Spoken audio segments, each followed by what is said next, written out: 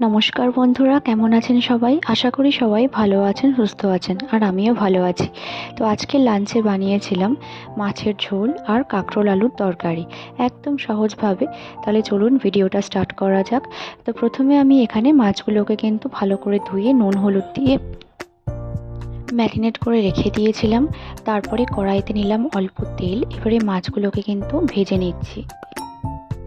মাছগুলো ভাজা হয়ে গেলে ওই তেলের মধ্যেই সামান্য একটু কালো জিরে ফোড়ন দিলাম, আর এরপরে কেটে রাখা অল্প পেঁয়াজ, হাফ পেঁয়াজ মতন দিয়েছিলাম। তো পেঁয়াজটাকে একটু গোল্ডেন ব্রাউন করে ভাজলাম। তারপরে দিয়ে দিচ্ছি সামান্য একটু টমেটোটাকেও একটু ভেজে নেব।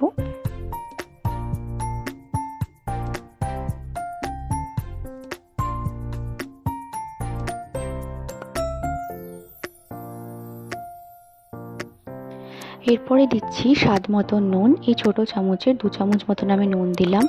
আর দিচ্ছি অল্প হলুদ, জিরে গুঁড়ো, ধনে গুঁড়ো, লঙ্কা গুঁড়ো, আর আদা পেঁয়াজ রসুন বাটা, আর লঙ্কা 4টে লঙ্কা দিয়েছিলাম। তো সব কিছুর পেস্টকে খুব একসাথে কিন্তু ভালো করে কষিয়ে নেব মশলাটাকে। একদম সিম্পলভাবেই মাছের ঝোলটা করেছিলাম, যেমনভাবে রোজ করে থাকি। তো ওই রকমভাবেই একটু ভালো করে কিন্তু মাছের ঝোলটা কষিয়ে নেব, কারণ ঝোলটা না কষালে কিন্তু টেস্টটা ঠিক আসে না। এরপরে এর মধ্যে একটু কেটে রাখা আলু আর গাজর দিয়ে দিচ্ছি। তো এবারে এটাকে একটু ভালো করে মশলার সাথে কষিয়ে নেব। তারপরে তেল বেরোতে শুরু করলে কিন্তু অল্প জল দিয়ে দেব।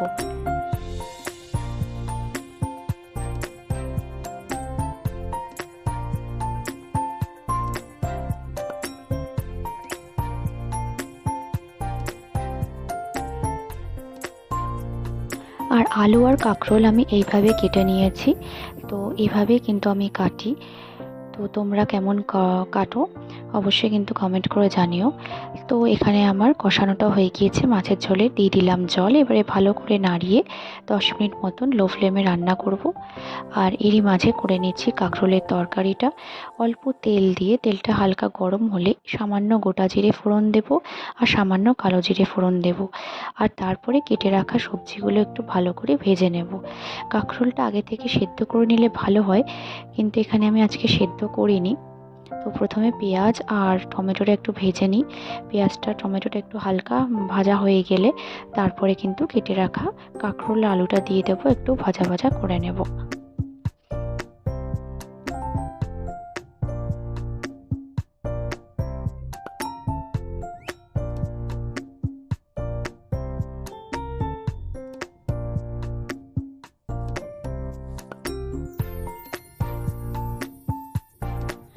এবারে দিয়ে দিচ্ছি পরিমাণ মতো নুন, হলুদ, জিরে গুঁড়ো, ধনে গুঁড়ো, লঙ্কা গুঁড়ো, আর আদা পেঁয়াজ রসুন লঙ্কা বাটা।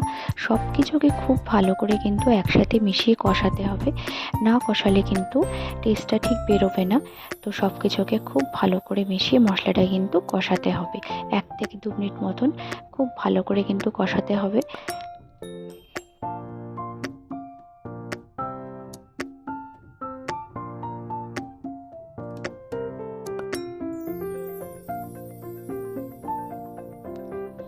তো এটা কষতে কষতে আমি কিন্তু মাছের ঝোলে দিয়ে দিলাম মাছগুলো, কারণ ঝোলটা প্রায় হয়েই এসেছে।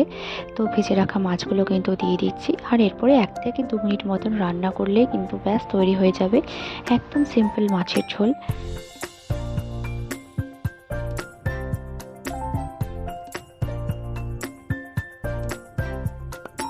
আর এখানে এই যে তরকারিতেও কিন্তু তেল বেরোতে শুরু করেছে, তাই দিলাম জল। এটা কিন্তু ভালো করে কিন্তু মাখা মাখা করে রান্না করব।